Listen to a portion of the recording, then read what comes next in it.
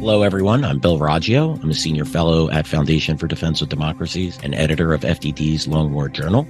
This is Generation Jihad, the podcast that covers all things in what used to be known as the global war on terror, but we now call the Long War.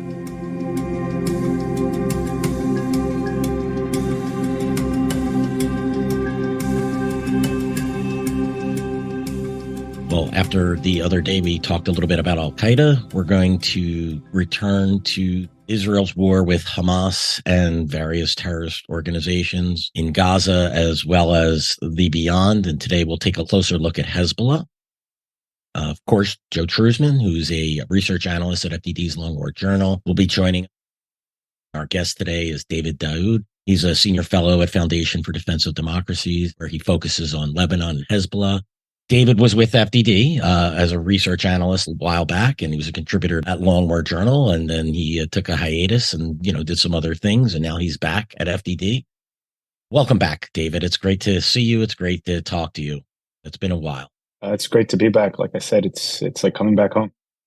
Yeah, exactly. Glad we get you on Generation Jihad. Hezbollah is certainly a major part of this. I know it's one that Israel is very worried about. I mean, as it's taking the fight to Hamas and Palestinian Islamic Jihad and other terror groups in Gaza, it certainly is looking over its shoulder and devoted significant resources to counter potential escalation by Hezbollah. Before we get to that, we're going to do what we normally do. Joe, give us a brief update on what's happening. The ceasefire between Israel and Hamas has ended. The fighting has resumed. It was a 7-day ceasefire with an exchange of hostages being held by Hamas for Palestinian prisoners. All of them have been convicted on terrorism charges, some pretty significant. Yeah, hi, Bill. So, like you're saying, like a 7-day ceasefire where Hamas and other Palestinian armed groups, they exchanged hostages, most of them Israeli, some others were different nationality, for Palestinian prisoners in Israeli jails. So, over the week, hostage for terrorists, basically. Essentially, that's what it is. Exchange happened, but yesterday a list wasn't received, right? Israelis and Hamas and allies, I guess you could say, were trying to extend the ceasefire. They couldn't. Hamas didn't give Israel the list of people. I think it's supposed to be 10. They couldn't make 10. So anyway, the ceasefire collapsed and started seeing fighting. Yesterday, especially yesterday, there were some signs that things weren't going to go well.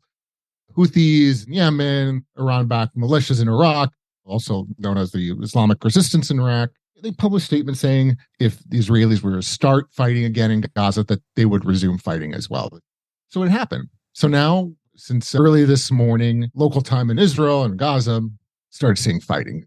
And then now we're seeing the northern border become active again. It's been quiet since the ceasefire, at least mostly quiet. We'll talk a lot more about that in the show, but things are picking up again. And I anticipate the Houthis to join in again or restart their campaign, at least against southern Israel. And of course, the Iran-backed groups in Iraq, probably launching rockets, mortars, and everything else that they've been doing against American targets in the region. Yeah, I find the Houthi statement to be odd. I mean, as we documented and discussed here on Generation Jihad, the Houthis have been conducting activities even while this ceasefire is going on, of hijacking, fired at U.S. ships. The U.S. shot down a Houthi drone. The ballistic missiles fired at a U.S. warship. So, yeah, that's kind of odd. Maybe they're referring to direct attacks on Israel. Do you think that's what they were getting at? Yeah, I mean, as we've talked about, they've threatened, maritime vessels, commercial vessels, especially ones that are connected to Israel somehow. So, yeah, I think it'd be direct attacks against Israel, especially in Eilat and southern Israel. But the way I really see it and everything right now, it's like post-October 7th attack. It's like the Houthis' time to shine because, I mean, essentially they were in a ceasefire with Saudi Arabia, right? So now they have another purpose. Essentially, that's the way I see it. They're very active. And yes, they were active through the ceasefire as well. So we'll see what happens with them. Yeah, I think it almost seems like the Houthis, look, I think the Iranians have significant influence on all of these militias and how they react. It almost seemed like they had the green light to be the spoiler here. They were never officially part of any ceasefire, so none of these militias were under any obligation whatsoever to adhere to any ceasefire. So I think, the Iraqi militias dialing it back against U.S. forces while the Houthis continue it really sends an interesting message to the U.S., to Israel, that, look, this stuff is going to continue ceasefire, no ceasefire, just another pressure point for the Iranians to put on the West. But David, you've been following Hezbollah's activities closely. The attacks that Hezbollah has been launching, Joe basically said, they've resumed, but it hasn't gone to the level that we saw, prior to the ceasefire. What types of attacks are you seeing coming from Lebanon, from Hezbollah and other groups operating there? Moving forward, I think we're going to see a slow resumption of what we'd seen prior to that. I mean, I think first we need to take a step back and kind of frame how this conflict is unfolded. It's not a Hamas-Israel war. I think that's the first mistake that's being made, kind of framing it as a Hamas-Israel war. If we go back to the training videos for the October 7th attack, the attack videos themselves, we saw these fighters wearing the Joint Operations Room of the Resistance Axis, or Palestinian factions, right, patches on their arms. We saw Hamas, Palestinian Islamic Jihad headbands, right? This was a coordinated attack by this collection of Iranian-linked militias in the Gaza Strip, and they all have kind of varying degrees of loyalty to Iran, probably with PIJ being the most loyal, Hamas being somewhere in the middle, obviously Popular Resistance Committees, PFLP. So that's kind of what, it wasn't just Hamas that attacked Israel it was basically the southwestern front of the resistance axis that attacked Israel. And that kind of helps us frame what's going on from Lebanon, because again, it's not just Hezbollah that's attacking from there, right? We have the Lebanon-based franchises of Hamas and Palestinian Islamic Jihad taking, at least up to a certain point, they were the ones taking point on the more direct attacks on Israeli civilian positions, right? The rockets being fired that could have killed Israeli civilians, those were almost immediately claimed by Hamas and Palestinian Islamic Jihad. The infiltration that we saw early on, I think it was by 3 PIJ fighters, also almost immediately claimed by PIJ. Hezbollah has kind of taken the more precise action, right? The anti-tank guided missile attacks, the kind of the precision strikes on Israeli military sites along the border, the attacks in the Sheba farms, which, per the rules of the game that have operated between Israel and Israel and Hezbollah, is kind of this area that's considered between both sides is open to conflict, right? So Hezbollah has been continuing this kind of having its cake and eating it too approach, at least at the outset of the conflict, right? Where we saw this over the past 4 years, where Hezbollah, as Lebanon collapsed under the weight of its economic crisis, Hezbollah kind of took a back seat in direct attacks against Israel. And the attacks that we saw, the rockets fired over Passover, the IED in Megiddo, these were the Palestinian factions in Lebanon, kind of creating this gap of plausible deniabilities, such as it exists. I think we could see more of that. Now, here's the factor that's allowing Hezbollah to attack at all. This is something that Nasrallah said on November 3rd. Israel is now invested in Gaza, right? If Israel were freed up, this is, and he's right on this, right? Had Israel been freed up to deal with Hezbollah, a single one of these attacks would have opened up the northern front immediately. As Israel gets more invested in Gaza, Hezbollah feels more emboldened to act, to kind of go deeper. We saw this with the killing of Hamad Raad's son, Redwan fighters, right the day before the ceasefire, if I'm not mistaken, right? They kind of went as far as they could. And this was, again, commensurate with the Israeli investment in Gaza. There's also another factor that's operating that I think is emboldening Hezbollah. It's American pressure on Israel not to escalate on the northern front. We've seen this from Lloyd Austin several times. There's an Axios report that came out a couple of weeks ago saying the Biden administration was concerned that Israel's military actions on the northern border could lead to an escalation and not Hezbollah's. There's also another report, I think, in Yediot Achronot, where Defense Minister Gallant had been pressuring Prime Minister Netanyahu to initiate against Hezbollah. And under American pressure, Prime Minister Netanyahu said, no, we're not doing this. So kind of this is the framing that is going to allow Hezbollah to resume the activities, both directly and through their Palestinian partners in Lebanon, similar to what we were seeing before. And again, as Israel invests more in Gaza, now we have to deal with the southern front that hasn't even been touched yet. God knows what this ceasefire has allowed Hamas to reorganize, kind of absorb the initial blow, steady itself. It's going to be a much more difficult fight, in my opinion, moving into southern Gaza, and that'll allow Hezbollah to do more as Israel invests more. Yeah, that's a great point. One of the main reason I opposed the ceasefire was, look, I understand the case of getting the hostages back, but you're giving the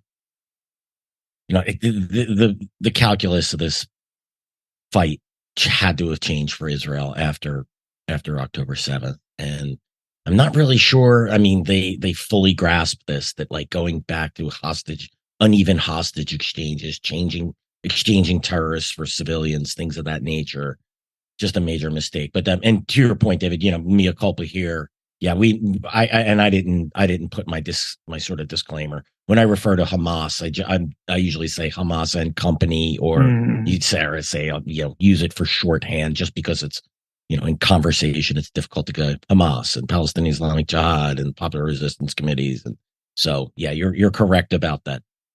I've struggled to find some kind of one word catch-all for all of it too. I should just say Hamas and company, and Hamas being the major player, obviously, in Gaza. And to your point about it being one front in a war, this is a mistake that was made with on the war against Al Qaeda, and then what became the Islamic State. Everyone just said the war in Afghanistan or the war in Iraq, and failing to link all of the theaters. These are theaters within an overall war. So that's an excellent point that you bring up. That one that we here at Generation Jihad, and at the Long War Journal, that we've made numerous times, that looking at just the war between, Hamas and company in Israel and Gaza that's just tunnel vision, because you're not seeing the bigger picture with the entire axis of resistance, and with Iran's, guiding hand and its overarching strategy.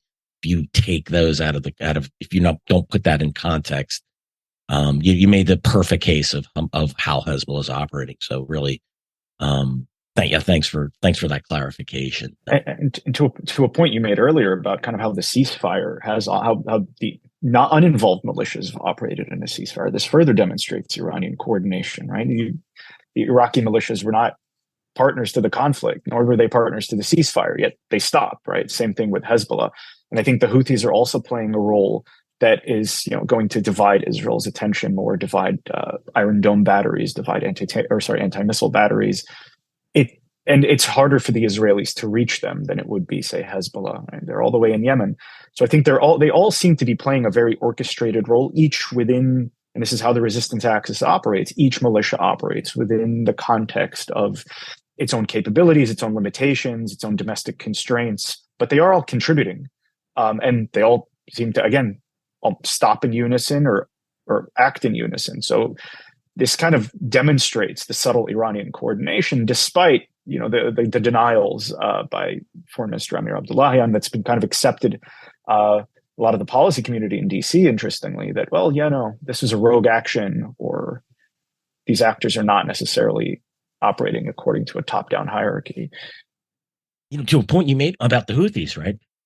The distance is a factor, and I think that plays to the strengths of the Iranian strategy, right? The Israelis could strike the Houthis in Yemen. They could hit some of these missile sites, but they would have to devote a significant part of its resources to do so. Air Force, or, depending on how they hit it, probably would be airstrikes. They would need refueling and, doing, search and rescue, setting that. There's a lot of difficulties involving strikes like that. The Israelis don't like to leave anyone behind.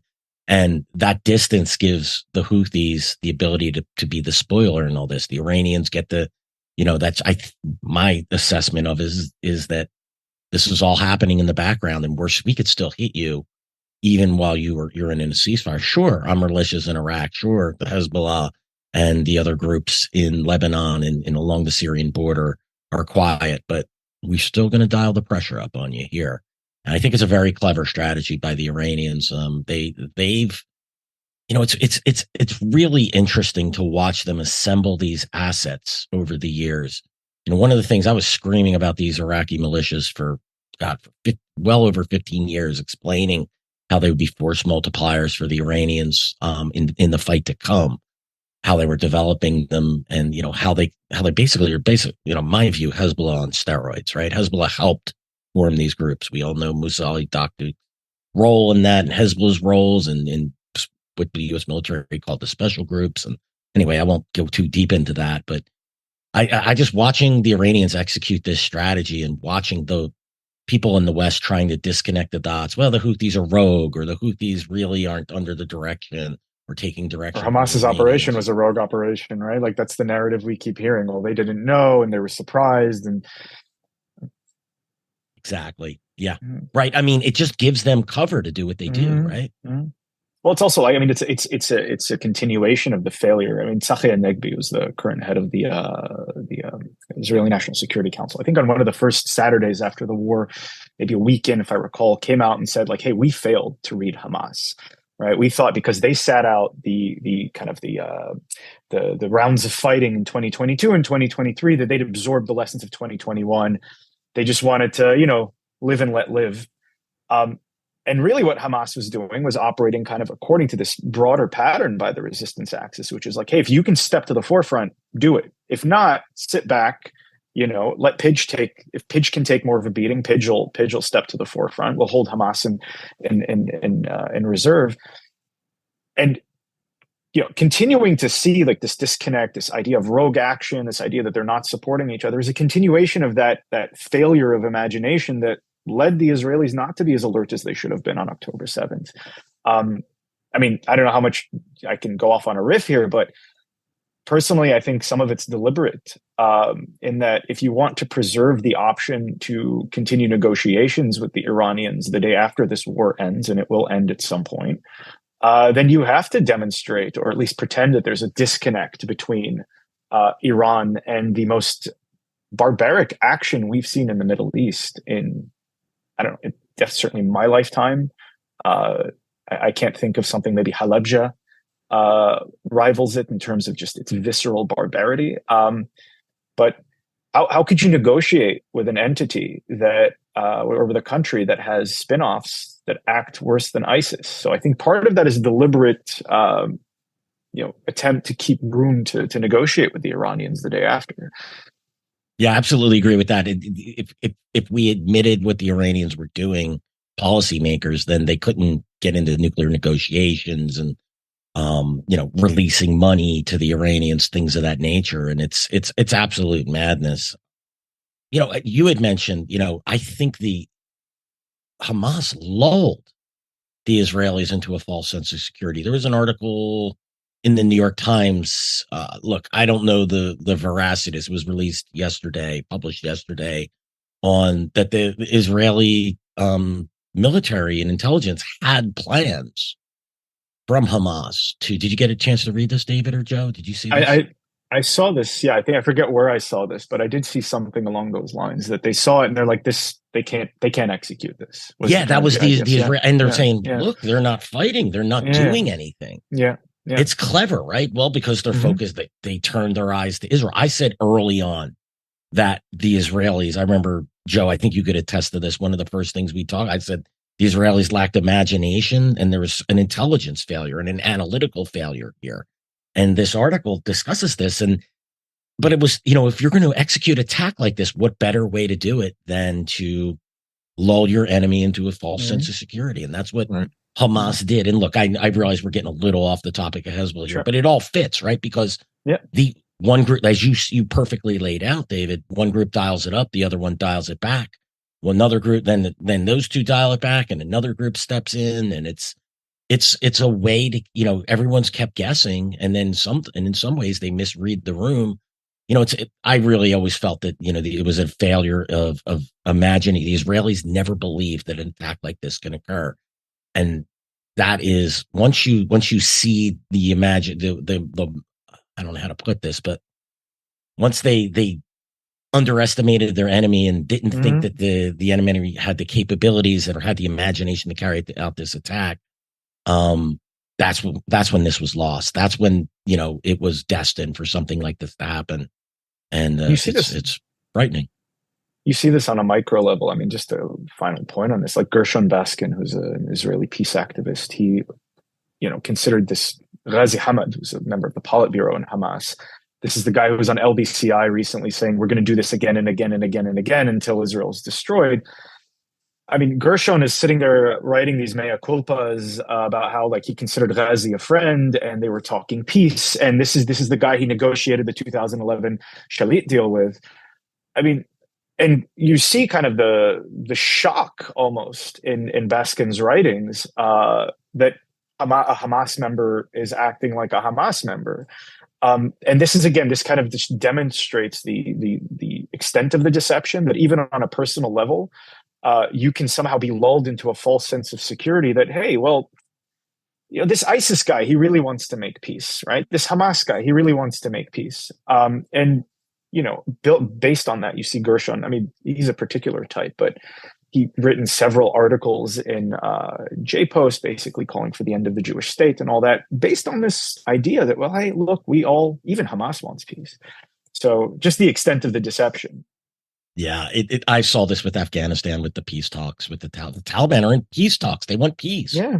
And completely misreading the room. And Westerners are, they just think that our enemies think like they do, have the same desires and goals. And meanwhile, our enemies use this. They're clever, and they use it against us. And they may be weaker, but they're jujitsu in lulling us into a false sense of security. Look, a lot of it we blame ourselves. There's people like us out there who recognize these tactics, but sadly, our betters in foreign policy circles and in leadership, they just seem to be very susceptible to this weak-minded thinking. It's frustrating. This thinking is not sophisticated enough. So let's right. That's the whole argument, right? But yeah, back to Hezbollah. Yeah. So in statements since the October 7th attack, it says that it's conducting its attacks merely to support the Hamas and company fighting against the Israelis in Gaza. Do you think that's the case, or is it more than just helping its brothers in its axis of resistance? I think it's absolutely the case. Look, not every time they're speaking, they're lying, in the sense that, like, this is going to take us back 4 years, right? 2019, October 17th, 2019, Lebanon economically collapses, right? We had the massive protests in the streets, and, everyone expected at the time, some people expected at the time, that Hezbollah was going to be swept away in this massive uprising. Lebanon remains the same. The only difference is that it's an economic disaster. Almost 100% of the lira has lost almost, the Lebanese currency has lost almost 100% of its value. There was a time where people were getting food poisoning because they didn't have enough electricity to keep food refrigerated. There is no prospect of economic recovery. The people who had bankrolled Lebanon to kind of keep it afloat, the West, the Gulf, have pulled their aid. Basically, Lebanon is on a downward trajectory. It's in another political deadlock, and there's no end in sight, either financial or otherwise. Now, people are suffering, obviously, amidst this economic crisis.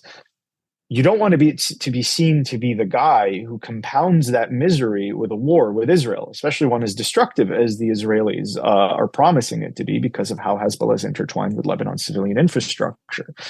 So what Hezbollah is trying to do is an approach of having its cake and eating it too.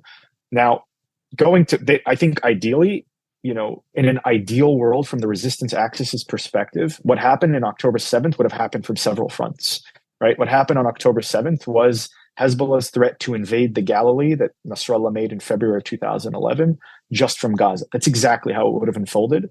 And in an ideal world, that would have been followed up with massive missile attacks covered by an Iranian nuclear umbrella. Right? Israel doesn't have a second strike option with that, because of its size, because of the concentration of its population. So all Iran needs to do is rattle the nuclear saber, and you're able to set a new status quo with vis-a-vis the Israelis. That's not the case. That's not where we are today. They had to launch this operation probably to torpedo Saudi-Israeli normalization. Hezbollah is not where it needs to be in terms of its comfort, right? In terms of having the initiative, in terms of being in a place where, like, its domestic concerns are settled, where it can launch this war. But that doesn't mean they're going to sit out the fight entirely. What they are doing now, and Nasrallah did say this, and I take him at face value, is the contribution they're giving is to divide Israeli forces along two fronts. Now, this does several things. One of them, Israel's army is a civilian army. Call up of reserves obviously taxes the country's economy. That's a critical point of Israeli strength. Divides forces along two fronts in general. Right? If you are just able to devote all of your forces and all of your resources and all of your attention to Gaza, you're able to finish that job much quicker, right? So, but if you have to divide your forces, you're going to go at a slower pace. You're going to have to keep your attention on the northern border. You're going to have to consider how many resources you can expend in Gaza because the northern border may open up into something bigger. It basically divides a country with finite resources along two fronts. This slowing process of the march in Gaza allows room for, again, as we're already seeing, international goodwill for the Israeli war in Gaza to shrink. So a premature ceasefire could be implemented. I think that's the goal that Hezbollah is aiming for, right? Basically, buy as much time by slowing the Israelis as much as possible in Gaza so a premature ceasefire can be imposed. Hamas survives, rebuild, rearm, repeat in the future as they've promised. Yeah, and if Hezbollah can come out of this, if that goal can be achieved and Hezbollah can come out of this with its forces intact, with its rocket and missile forces and taking minimal. Joe, back me up. How many Hezbollah fighters have been killed so far that you've tracked? I think it's over 70. I know one. They've claimed 70. 70. Okay. Well, it's 71 now. So 71 because I'm looking at one that they claimed just a little while ago, maybe 30 minutes ago. They published. So we're in the 70. We're in a low. We haven't even broke 100. Hezbollah is estimated to have what?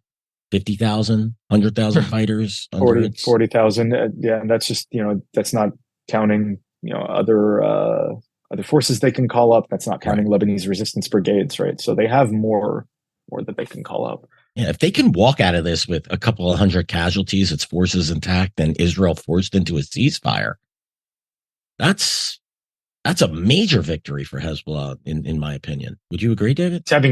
It's having your cake and eating it too, and this is kind of the approach. How much can you do while incurring minimal loss? And that is part of the resistance axis strategy. Do as much as possible, walk right up to the line, and incur as little loss as possible. Yeah, I mean, Hezbollah lets Hamas cross that line big time. Mm-hmm. They're going to take the brunt for it, and yeah, I think it's. Look, the international, we're starting to see the Biden administration looks like they're beginning to crack over this. We're seeing the reporting of that. This is something, Joe, what did we say at the beginning of this, right? The clock starts ticking and what is it, 30 to 60 days? Yeah. When the cracks start appearing? That's what I said. It's not what the biggest worry for Israel is not necessarily Hamas or other fronts, but it's time if they want to achieve their goal of eradicating Hamas, destroying Hamas in Gaza. So, and we're already seeing that, right? And just to get back to David's point real quick, about Hezbollah and, I guess you could say like pressuring Israel and contributing to, let's say, an early ceasefire. But you can make the same argument for the Houthis. You can make the same argument for the groups in Iraq that are attacking American positions, right? Because what's happening here is a pressure campaign, right? Because if you pressure Israel's major ally, the United States, you pressure the countries using the shipping lanes, right, in the Red Sea, the pressure falls back on Israel. So, and then you can get possibly a premature ceasefire. Then Hamas remains intact, right? So it goes back to what we were saying at the beginning when right after this war started. Time is not on Israel's side, and we're seeing that. Yeah. The administration's comments about restricting aid, conditioning aid, potentially. We're starting to see reports of Biden's frustration with the Israeli leadership. And this is something that's very concerning. If I was an Israeli, this is the one to watch. Watching U.S. support, I'm looking at the polling coming out. It's a little over 50% support for Israel. These are things that, I think as time goes on, we're going to see support for Israel erode. And maybe not in this conflict, but the next one. That's also something to be considered. But David, thinking about Iran's influence over Hezbollah, if Supreme Leader Khamenei, if he ordered Hassan Nasrallah, obviously the Secretary General of Hezbollah, if he ordered him to significantly escalate attacks against Israel, do you think Nasrallah has the autonomy? Does he have the ability to disagree with that? Or would he be forced to do Iran's bidding? So look, I mean, the way the Iranians operate with their proxies, there is a top-down hierarchy. It's also not entirely solid in the sense that they're not there is kind of a give and take, but the first among equals is Iran. What we're seeing now, the presence of Ghani coming in back and forth to Lebanon, Amir Abdullahian, the Iranian foreign minister, what I think is going on is there's continuous consultations, right? I think ideally they don't want to lose Hezbollah, right? This is their star proxy. This is every country in the region that Iran has entered into. Hezbollah has been the tip of the spear. It is their most ideologically loyal proxy. And this is the proxy that it's not even, I would call it an extension rather than a proxy. And I make this point that it's an extension, like my arm is an extension of me. This, if all the spigots of funding are cut off from Iran because of sanctions or whatever, Hezbollah would remain loyal because of the ideological link. That's not a card that you want to burn very easily. So I think what you do is you have consultations with them and you say, hey, what can you do for me, right? What can you do for the collective interests of the resistance axis right now? We're not going to force you, but, and there's a big but here. We go back to Syria in 2011. I don't think Hezbollah wanted to, go back a little bit even. May 2000, right?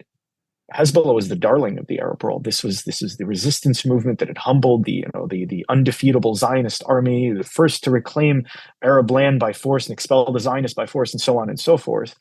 Hezbollah lost all of that capital, all of that image in Syria. I think it would have preferred to avoid that. But as Iranian officials have said repeatedly throughout the conflict in Syria, that Syria was an existential matter for the revolution in Iran. So whether Hezbollah wanted to or not, they did it because, as Nasrallah said, or has said repeatedly, wherever we must be, we will be. Right? That's his constant line. Wherever we need to be, we're going to be there. And ultimately, it's duty over interest. I think and this is the constant calculus that I think Iran is going through. Everything we just said about Hezbollah on one side, the almost 20-year investment in the infrastructure, the terrorist infrastructure of the Gaza Strip. You have years on top of that of investing in Hamas and Palestinian Islamic Jihad's capabilities.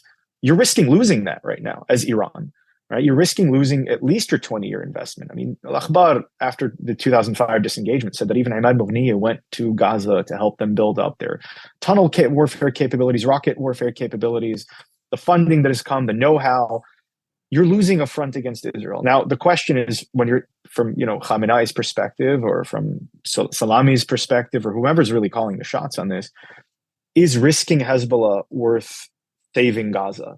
And I think that's going to be a constant calculus. It's not one that I can answer right now. I think it's helpful to keep in mind that calculus that's going on in Tehran. If the scales tip in favor of saving Gaza and the investment in Gaza, I think you will see Khamenei or Hossein Salami or Ghani saying, we need you to step in. That's it. And Nasrallah will do it. Now, I think they're going to do it in a more calculated fashion. This kind of goes back to something that we were talking about earlier. How much, they're monitoring how much the war is taxing the Israeli economy. Again, international support is a big one. This kind of goes back to their strategy from 1985 to 2000. Hezbollah knows it can't confront the IDF one-on-one. The entire resistance axis knows this. Well, if you can't stop the IDF, why don't you pressure those who control the IDF, Israel's civilian population, because civilian control in a democracy.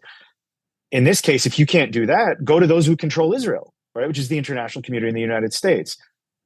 Tailor the images to the American zeitgeist, tailor the images that are coming out of Gaza to what, and the messaging. I mean, I don't think it's by sheer happenstance that Hamas fighters are now hugging these hostages and acting like they were, hanging out in Gaza playing PS5 or something, right? They're giving hand slaps and everything.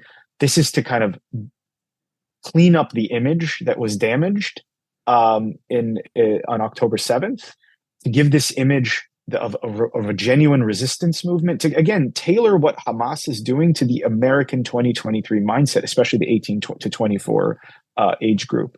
And I think as you see those numbers start to tip, now it's 50-50, you're saying support for Israel.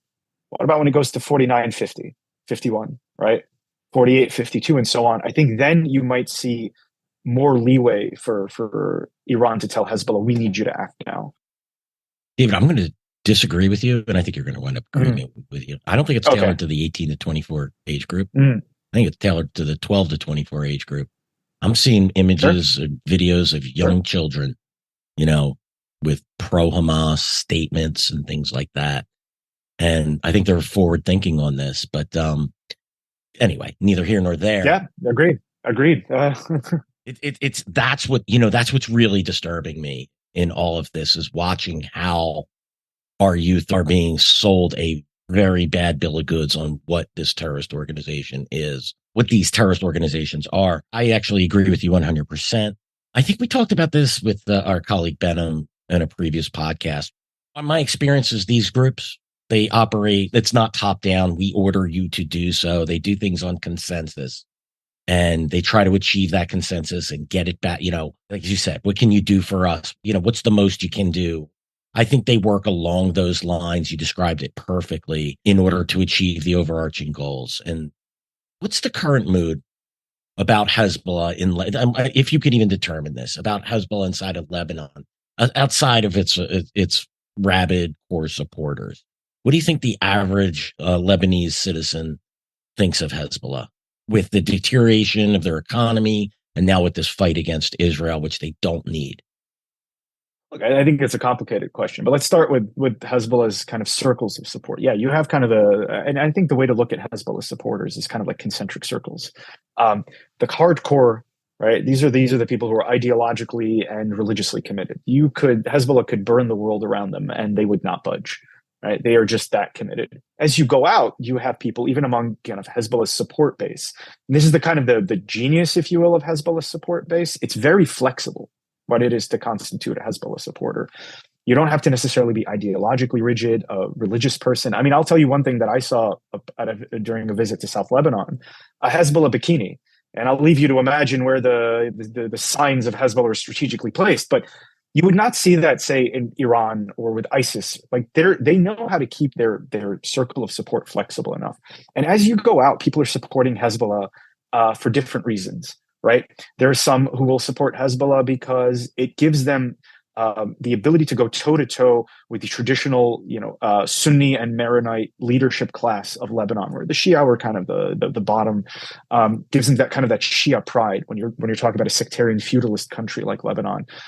There are some who support them because of the vast social services they provide that otherwise would not be provided. And that's everything from orphanages to old folks' homes to providing jobs to schooling. And they have excellent schools that rival some of the most prestigious schools in Lebanon.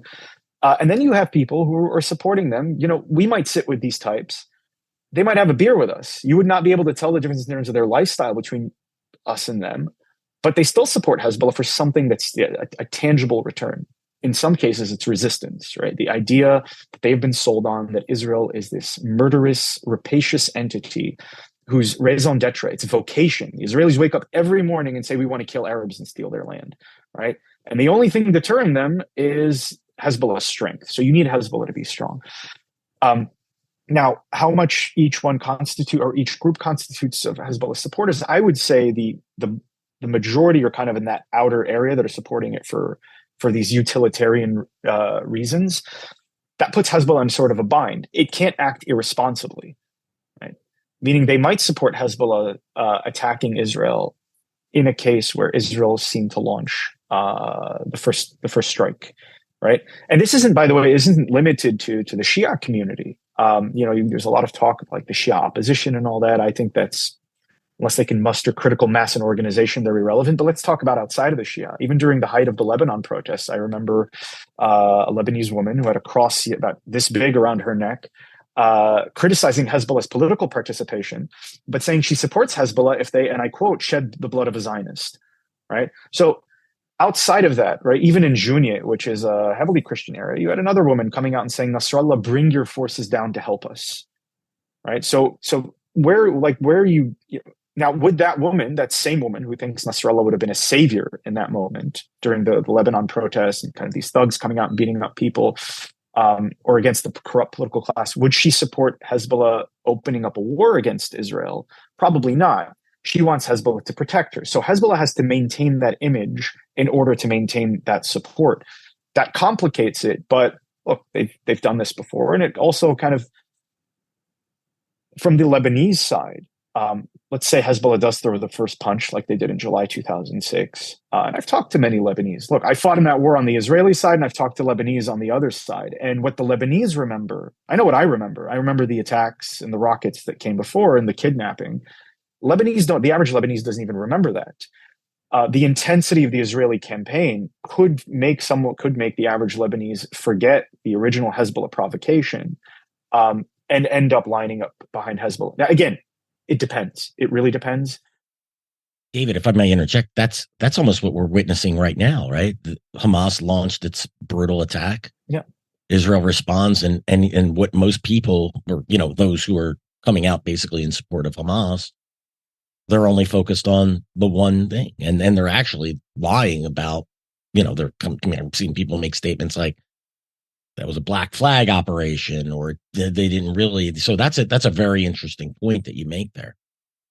That's something that I've observed, especially in the beginning. Israel had a lot of sympathy on its side, but maybe a week after, it was, especially once Israel started its attacks against Hamas, right? So, and yeah, just like you were saying, Bill, I mean, some people are even denying it. The attack happened. And then on top of that, you see the videos that Hamas publishes about these hostages being released, and they're all, here's some water, a nice pat on the back, and it's just crazy, right? But for people that understand this, like us, we see through the propaganda, right?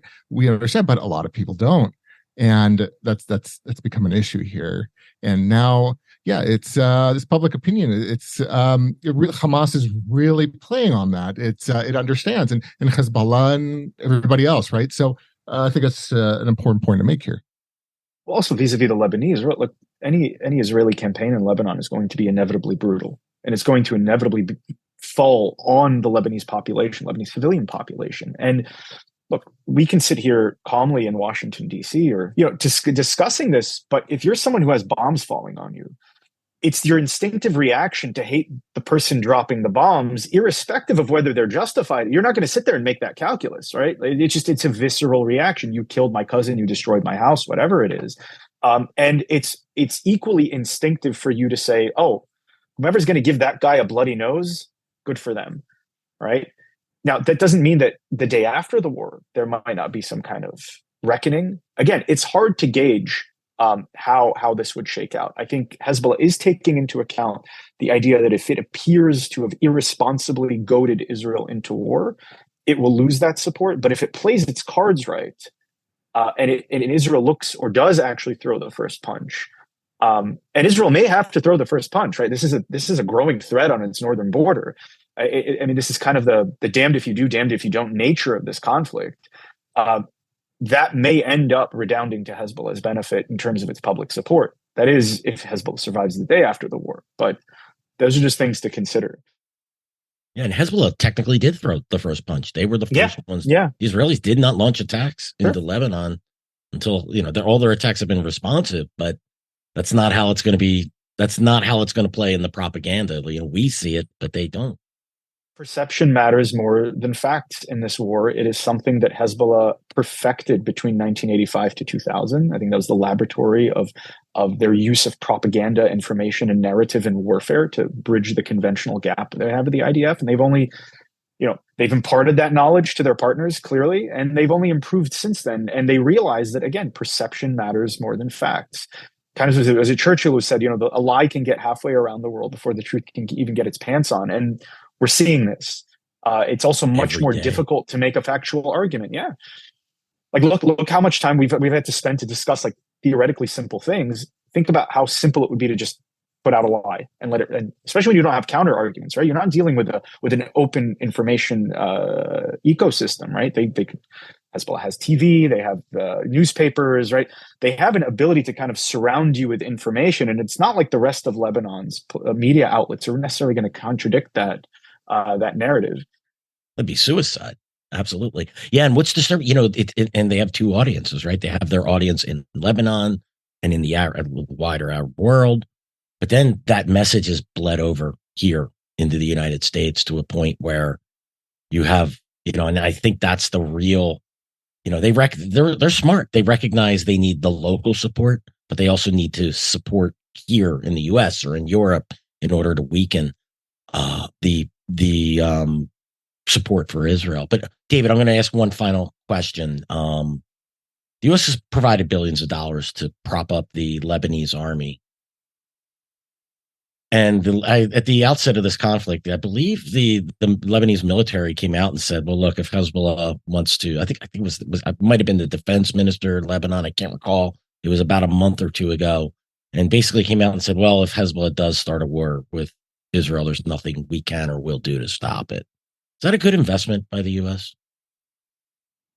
Look, I think it depends on what we consider the American interest in Lebanon. From my perspective, look, if the U.S. assesses that it is in its interests that Lebanon, I don't know, prosper and live and just be stable, that's one thing. But we've assessed that our interest in Lebanon, this is per the State Department, is primarily to degrade and destroy, ultimately destroy Hezbollah. Now, we've been cooperating with the LAF since 2005, since the withdrawal of the Syrian army. We've been providing them weapons and training and so on and so forth towards the ultimate accomplishment of that goal, right? Towards the ultimate accomplishment of propping up official Lebanon and all of its institutions, including the LAF, as not just a substitute to Hezbollah, but as, the only actor in, or the only player in the room. That hasn't worked. And it's not just that it hasn't worked, it can't work. Lebanon is not, well, let's take a step back. Hezbollah is a legitimate part of the Lebanese political and social fabric. They say this, everyone else says this, right? Lebanon is a nominal democracy, right? You do have votes, you do have elections, you had a parliamentary election. In the last parliamentary election, Hezbollah garnered 350,000, give or take, votes. In terms of absolute votes, that was the biggest party in parliament. Lebanese forces, which garnered more seats because of the way the seats are divided, but fewer votes, garnered 150,000 votes less than Hezbollah. That's the second largest party. So that just kind of gives you an idea of Hezbollah's political power. Now, if you are a procedural democracy, if you're a nominal democracy, right, you have to allocate power based on votes obtained. If you're a country that operates like Lebanon, which is not even sectarian, but even feudalistic, it's subsectarian feudalistic, right? But each feudal lord kind of operates in the name of his sect. Whatever political power, whatever votes you garner has to translate into governmental power. That includes influence in governmental decisions, all the way from energy policy to defense policy. So Hezbollah is a voice in the room. I don't know how anyone expects Hezbollah to vote. And because of Lebanon's sectarian makeup, everything is done by consensus. As we see, they can't even elect a president unless everyone agrees to everything, right? So kind of taking that in mind, if we want to disarm Hezbollah, everyone in the room has to agree, including Hezbollah, which groups tend to not shoot themselves in the foot. So I think just understanding how Lebanon operates, its makeup, how decision-making is made in Lebanon. We don't need to go to these extremes of, Lebanon equals Hezbollah equals Lebanon, or Hezbollah controls the LAF. Those aren't necessarily factually accurate, but even looking at Lebanon, kind of its Byzantine politics as they are, there is no room for Lebanon to be able to disarm Hezbollah. And that's something we need to accept. Now, what we do with that's for someone above my pay grade, but at least acknowledge that if your goal is to empower official Lebanon, including the LAF, to get rid of Hezbollah, to slowly remove the need for Hezbollah, that's never going to happen. Yeah. And, look, I would even settle for constrain Hezbollah, right? Just stop. We can't do that either.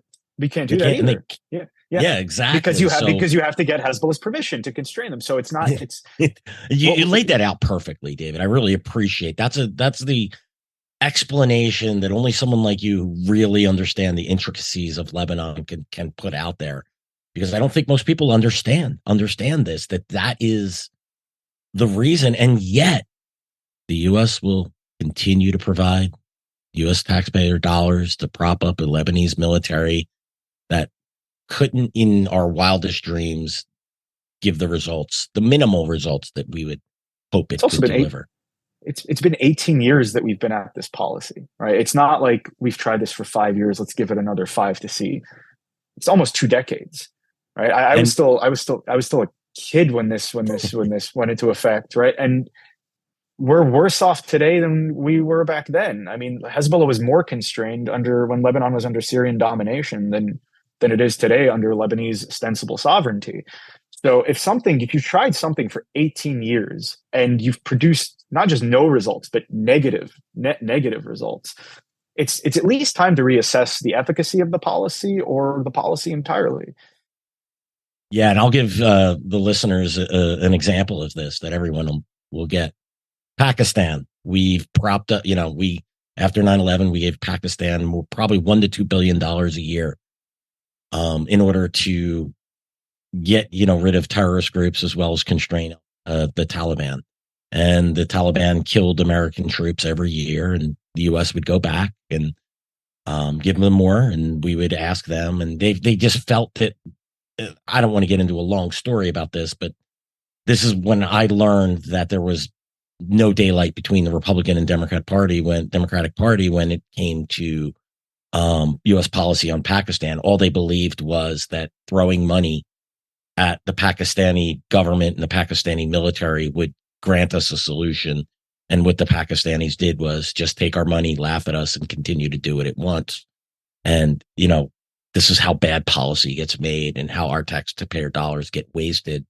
Not only bad policy, but like in the case of Pakistan, it fueled the insurgency in Afghanistan and led to our defeat. And, look, the reality is that one day Hezbollah could have access to to the military supplies, to vehicles and things of that nature.